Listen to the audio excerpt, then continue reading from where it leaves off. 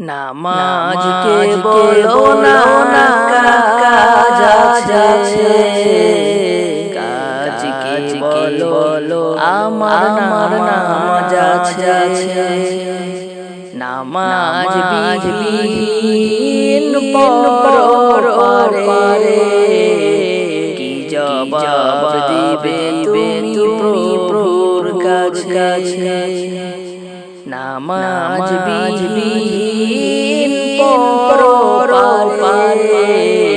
কি জবাব দিবে তুমি প্রভুর কাছে। ফজর কাটে ঘুমের ঘরে জোর কাজে আসর কাটে